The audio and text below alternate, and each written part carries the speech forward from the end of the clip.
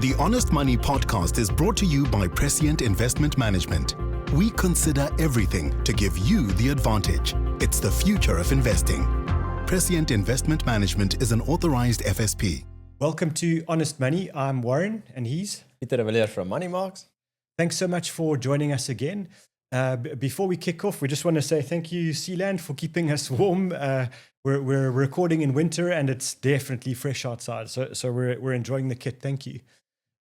We're talking today about trusts, and it's something that we might hear these words every now and then when we're talking about money, and often you might think, well, we only know about trust fund kids and the like, and this is only something that applies to American and European billionaires, and it is true that not everybody needs a trust, but I think it's worth discussing and understanding because actually, a lot of the time, trusts can apply to business owners, to parents of young children, etc. So I think it's a nice topic. It's a valuable topic. And if you're sitting there and you're thinking, well, I don't have enough money, why am I even listening to this? Just listen, because you might have enough money one day that a trust is valuable. Yeah, and it's very important to understand how trusts work. And there's two main ones that we'll kind of cover, and also local and offshore trusts, because sometimes the big question is actually, does it make sense for me to start a trust? Or maybe I have a trust. Does it make sense to continue with that trust? Because there's the benefits and there's also the drawbacks, the costs involved and the compliance that I think is just getting worse and worse with SARS closing all the loopholes. So that's basically what we're going to talk about. And it's forming part of our estate planning series that in the previous episodes, we covered long-term insurance, short-term insurance, wills, estate planning, estate costs.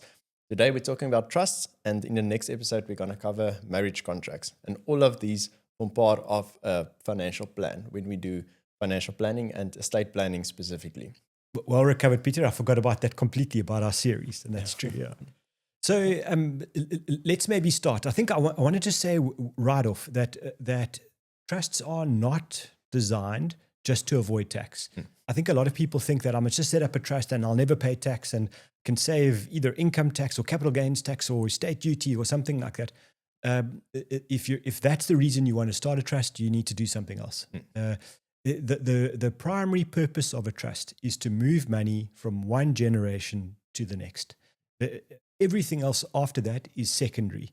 So if you're the parent of young children and you believe that you want to make sure that they're going to be financially okay, especially if they are young, if you're Pieter de Villiers and you're worth 30 million rand and you've got a 1-year-old child, you don't want the 1-year-old child to inherit 30 million rand if Pieter and his wife are not here anymore.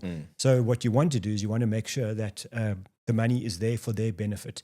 So that's why they are called trusts, because they come from a time when we go way back. So we're going back to the age of the Crusades. It's a very old legal vehicle where bunch of people would go off and try and invade another country, and then they would leave someone behind and say, I trust you to look after my family as if they were your own.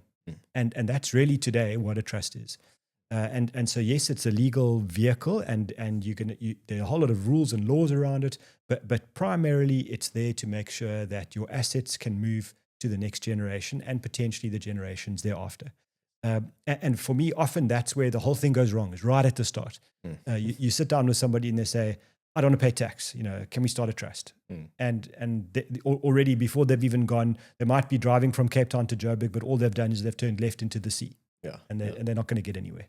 Exactly. And to put that into perspective, in a practical sense, a trust is basically what you want to do is you're moving assets outside of your personal name into a different entity, so that when you pass away, those assets can continue to live on. From our previous episodes, we discussed all the costs involved with dying, which is a lot. There's estate duty, there's executors' fees, there's capital gains taxes. Those are the main ones, but there's also master fees and all of that. So the principle behind putting assets into a trust, and now we're talking about two different trusts. The one is called a living trust, inter vivos trust, which is one that you established when you are still alive. And the other one is a testamentary trust, which is a trust that you create for your kids if you were to pass away, your minor children. So let's maybe start with the inter vivos trust. So this is now when deciding on when to open a trust. You typically want to move growth assets into the trust, something that you know will increase in value over time. So most often this is investment property. If you know that you want to build out a massive, you want to become a property mogul and you want to own multiple properties, then it might make sense to move those entities into a trust or to buy them inside the trust. Because what you're doing then is you're pegging your estate. So let's say you've got 3 million rand worth of properties in your personal name. And let's say you're going to die in 10 years' time, and those 3 million rand in properties will be 6 million rand worth. If you were to pass away and it's in your personal name, you're going to pay estate duty, you're going to pay executors fees and all of that, because when you pass away, it's kind of like you're selling everything in your personal name. But if you move it to a trust and it increases in value to 6 million as well, then that won't now be liable to estate duty. Now, it depends on how it's moved to the trust, if it's been sold to the trust or if there's a loan account, and we can get into very technical stuff here today, which I don't think we will, because we want to keep it simple. And we want to stay awake because it's some of it's pretty dry. Yeah. We don't want to bore you to death. So there are legal and tax implications of moving assets to a trust. But the general principle is to move those growth assets that we know will increase in value over time into a trust to minimize the estate costs that we would incur if we were to pass away. And true, yes, also to make sure that if we do pass away, those assets maintain their structure and they can then be used for our children if we get to that level of wealth. Now, I think maybe let's touch on we've touched on kind of what assets might make sense, but from financially, what do you think? When will it make sense to start let's start with an inter vivos trust if someone is still alive and they're thinking about taking care of their kids? I think it's to me, if you're married, it's round about that 7 million rand mark feels to me like the right level. But you made a very strong point around growth assets. So for example, why would you do something? Why would you start a trust with a lot less than 7 million rand? And it could be that you've started a business and that business is very high growth. And you've got, nothing certain in life, but you've got a fair degree of certainty that your business might be worth, 1 million rand today, but you know that things are moving quickly and it could be a 10, 20, 100 million rand business. In which case you might well want to move your shares in the company to a trust. So I think if you've got investment assets or properties, or you're going to have properties, you're looking at buying properties, then potentially those you buy through the trust at that 7 million and more. But very high growth assets, especially fast growing companies, you'll find.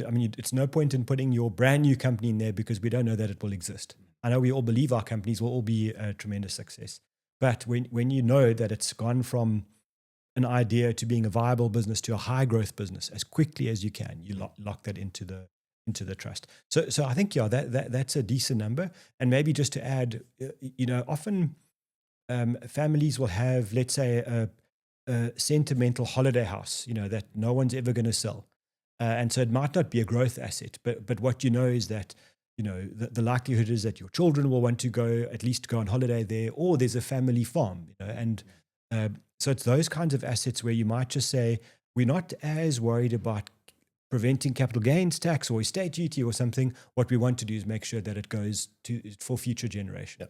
Yeah. And so that might be the other reason. But long answer to the short question, somewhere around 7 million for me on a local trust. Maybe we must just touch on overseas trusts, but just on an overseas trust, it's much more. So we're probably in the $1 million mark. And the reason for that big difference is costs. The local trusts, they're already expensive and they're getting more expensive all the time. But overseas trusts, in order to make the costs of running the trust viable, I think about $1 million. Yeah. And that's when it starts making sense, because we need to try and dilute those costs of running the trust. And I think maybe let's expand on that a bit as well. So the principle, the tax principle behind how trust works, and at a very high level that we're going to talk about, is that let's say you've got a investment property in a trust and now you're earning a rental income. Now maybe you, your wife and your kids are the income beneficiaries of the trust. Now when that income is earned in the trust, the trustees, the people that manage the trust, can decide how that income gets distributed. If it's retained in the trust, so it's not paid out, then it could be taxed at that 45% mark. So that's quite high, from a taxation perspective.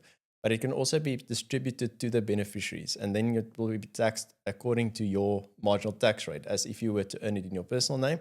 And now, if you have kids, then they're probably going to be in a much lower tax bracket.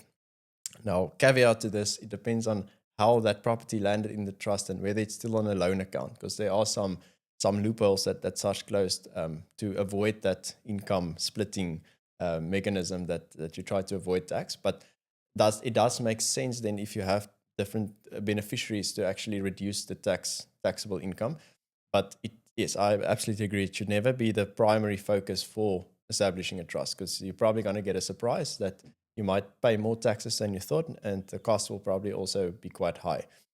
So when moving assets outside of your name into a trust, what we're trying to do is we're trying to hand over control to the trustees. So trustees are maybe like you. Let's say you find the trust, you're the founder, maybe your spouse, and then usually a third independent trustee. So that's usually an accountant or a lawyer, people that understands taxes and laws, maybe both.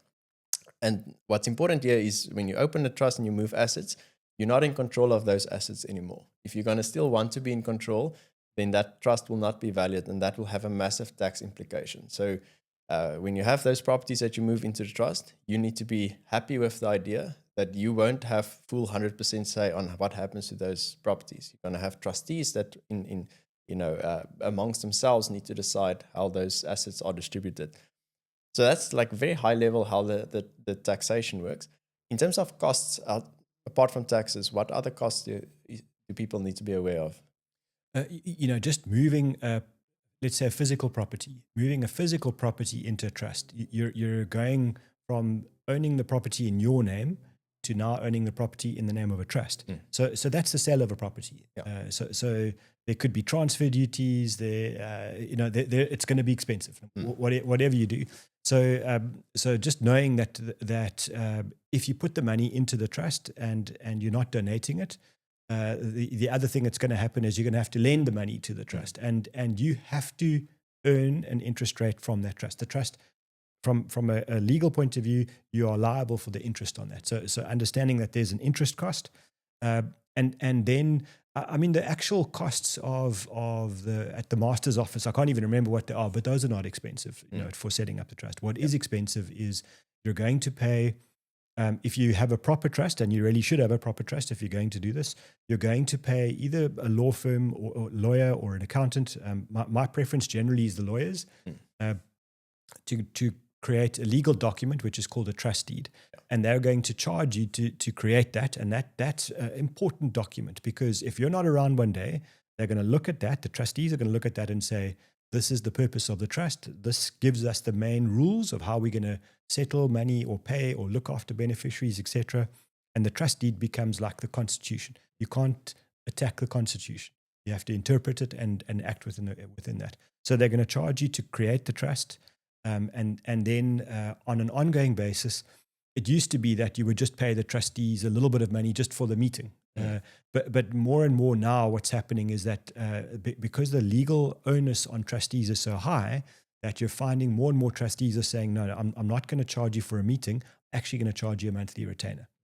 And I think you can get cheap trusts, but I think in the region of, at the cheapest, probably 5,000 Rand to get it trust deed. And I'm not sure I'd be that comfortable with that. If you're putting literally your family jewels in there, you're probably in for closer to 30 or 40,000 Rand, and sometimes trust deeds go up to 500,000 Rand. Wow. So just to understand scale of what we're talking about here. On an ongoing basis, those trustee costs, you're probably in for about 5,000 or 6,000 Rand a year. But again, that's a very simple, basic trust run by a decent trustee. But it could be in for the tens or hundreds of thousands of rands if you've got a lot of assets and complexity in the trust. So we're not talking about small amounts of money here. And I love your point. I think understanding that the trust is a totally separate person from you in law. So once you've got assets in that trust. It's not your trust. It's a separate person, and you happen to be now related to that person, but the law sees that trust as a standalone legal person, and it needs to be managed correctly by the trustees there. Yeah. And I think a lot of the time people make that mistake of which you were saying, that they think it's their trust and that they do everything, and then it's a sham. It's literally, that's what they call it, a sham. Yes. And so you pay good trustees to develop a good trust and then to operate it within accordance of the trust deed, that legal document. So you have to pay attention to that document. That document could exist for 50 or 100 years, long after you've died. And so, you know, that's why you pay money for these things. Yeah. It's definitely not a template you're going to download from the internet. Please don't ever. Don't chat GPT your trustee. And you have to have that independent trustee that knows what they're doing. Because if you create a trust deed, that is like breathing life into the trust.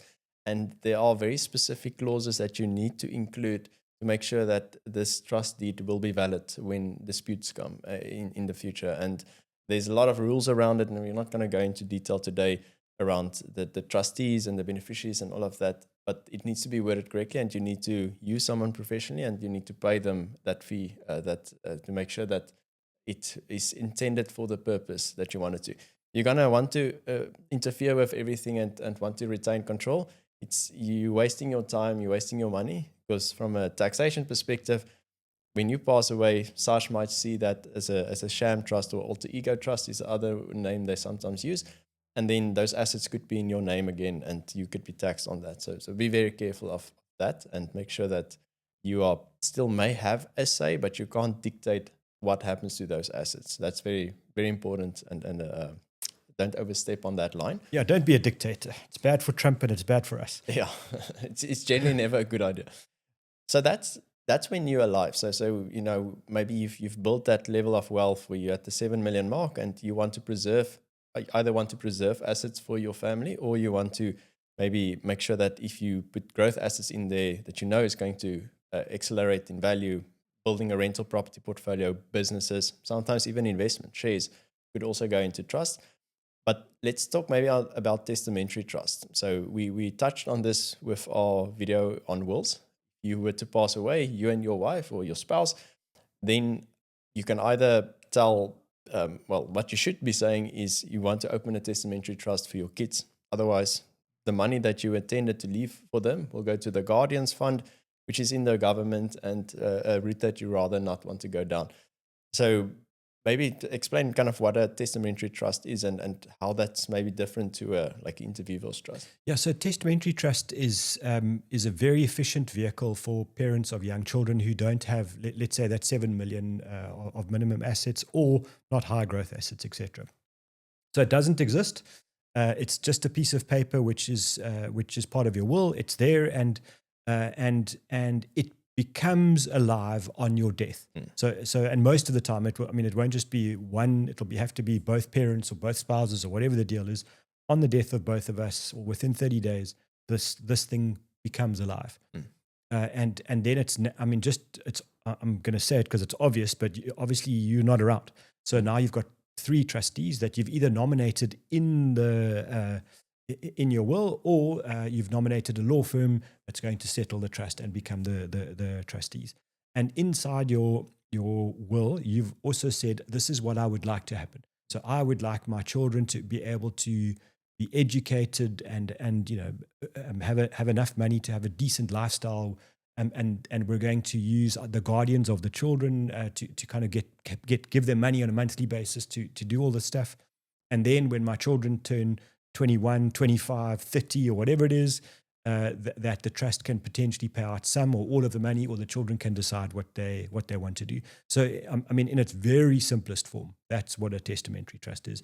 It's critical. I think, you made the point that when you draft your will, that again, that setting of the testamentary trust is done by a lawyer. You make sure that you've dotted all the I's and crossed all the T's there. There's so many unintended consequences of a badly structured document. But the one other point I'd make is, don't try and rule from the grave. Yeah. So just be careful of saying, use real examples. People created testamentary trust. So they had a will. They were living in Zimbabwe. The laws in Zimbabwe and South Africa for a long time were very similar. The person dies, and what they say in there is set up a testamentary trust, move the family farm into the trust. The farm may never be sold. What happens is Robert Mugabe decides to take everyone's farm, and so we're in a position where the trustees saw something coming and they couldn't do anything about it. Yeah. So just be careful of making long-term decisions that you can't foresee. Yes, so a testamentary trust, if you have kids, it's very important to set up, and it's very important to have that clause in the will, word it correctly. And usually, whoever sets up your will, whichever law firm you use, you can nominate them as the trustees, and maybe a family friend that you trust that can also be part of that. And then essentially what's happening is all the assets that you want to leave your children will be managed by the trustees. And they will then see look at the education costs and the maintenance costs of the kids, and then distribute the funds accordingly.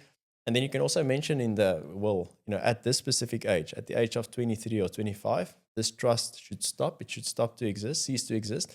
And then whatever assets are still in the trust could be paid out to the kids as a capital amount.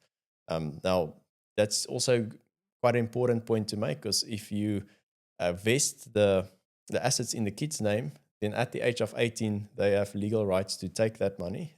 So maybe rather vest it in the trustees and say at the age of 25, when they hopefully responsible adults at that point in time, they can then have the money and not go and party with it. I'm thinking maybe don't be scared of 30, like age 30 as well. So you might just say a portion. We can do a portion at 25 and a portion at 30 if it's viable and you've got sufficient assets in there. Exactly. I'm just thinking about my 25-year-old self. I wouldn't want to give him a lot of money. Yeah, it's probably wiser to keep it for longer. And then the last one I think is important to touch on is offshore trust. Yeah. So you mentioned briefly that at the kind of, let's say $1 million, so what's that, about 18 million rand odd mark, it starts making sense. But maybe apart from that, when would you consider recommending that? Yeah, so the thing about overseas trusts is that ability for you or I to be a trustee on our own trust overseas is much harder. So if you want a viable trust, understanding firstly that not every country recognizes a trust. So there are jurisdictions that either just in their law they don't know what a trust is, they don't care, they will look through the trust and say whoever the individual is, that's who's the owner of the assets. And other countries might say, we know what a trust is and we don't like them. And obviously don't say that in their laws, but they structure that from a tax point of view that it's so prejudicial. So if you've got a trust, most of the time an overseas trust will be in a place like Guernsey, Jersey, Isle of Man, Mauritius. From a South African point of view, Mauritius is a fairly popular one. And sometimes you have a link to Seychelles as well. So what happens there is you're storing assets where you are absolutely certain that you want them to go to the next generation. So you're protecting and preserving those assets just for that movement from one person to the next or one generation to the next. And secondly, you're trying to isolate yourself. And this is now we're not talking about evading tax, which is illegal. Now what we're doing is avoiding taxes that are unnecessary. So for example, if you own shares in Berkshire Hathaway, which is run in America and it's listed in America, and you die and you own Berkshire Hathaway shares, if you own $200,000-$300,000 worth of those shares, your estate could pay the American tax person 40% of the value of those shares, the growth on that. It's a ridiculous thing. Same in the UK, over 325,000. So to avoid those kinds of double taxations, you would then put money into the trust, and then that trust is a legal entity living in Guernsey or Jersey, Isle of Man. It buys the shares, and therefore there's no death duties because the trust doesn't die unless you close it down. So you can protect yourself against death duties. They call them situs or state. And then also in South Africa, that you're then allowing the assets to go to the next generation. Your death, and most of the time, the money that you're sending overseas is really long-term capital. So it's the most likely capital to move to the next generation if you're lucky enough that you've got, or if you've listened to Honest Money long enough, you will have enough money to leave to the next generation. So that will be where a lot of those assets sit. So for me, very important. You get variations of trust. So and I know we're running out of time, so I'll speak quickly. But For example, there are some trust companies that have a link to South Africa. So they know what the South African laws are around. They know how weak our currency is. So they'll create very simple trusts, which are entirely legal and they're viable, but they might only own, an investment on a platform, or they might only own one share on a stockbroking account or something like that. So you can have much simpler trusts to try and make those costs more palatable. But a fully fledged proper trust that can own properties and businesses and shares and platform investments, etc., you're in for at least probably $3,000 to $5,000 a year to run, and at least that again to set up. And then you've got 3 independent professional trustees who are little grey people. They all they worry about is law, and all they're going to do is look at the trust deed, make sure that they are acting in accordance with the trust deed. They don't get themselves into trouble. So they're not your friends. They're there to do exactly what the trust deed says, and you can't give them instructions. So that separation from you and your money, and when you set up an overseas trust, it's way worse than what happens in South Africa, to the point of sometimes being unreasonable. So just know, I mean, you made the point earlier about you're giving your money to another legal person.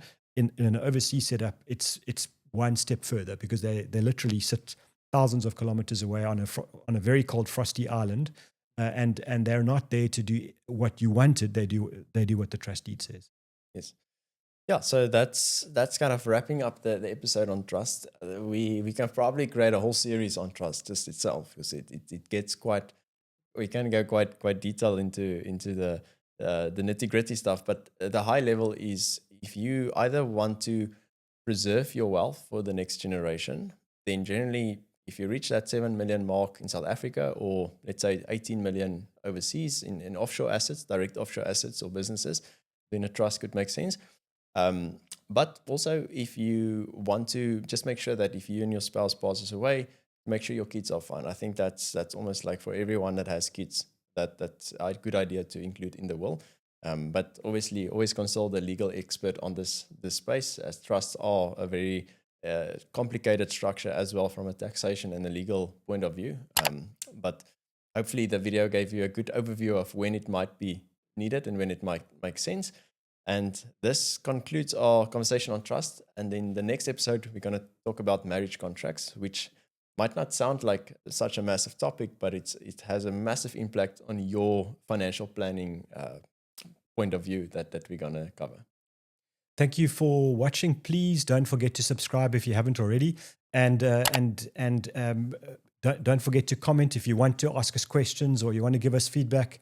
We love your comments, we love your engagements, and we'll try our best to respond to all the questions. And thank you for sending them, because it gives us the ideas of what we should be talking about. Yeah, thank you so much. Have a nice day. The Honest Money podcast is brought to you by Prescient Investment Management. We consider everything to give you the advantage. It's the future of investing. Prescient Investment Management is an authorized FSP.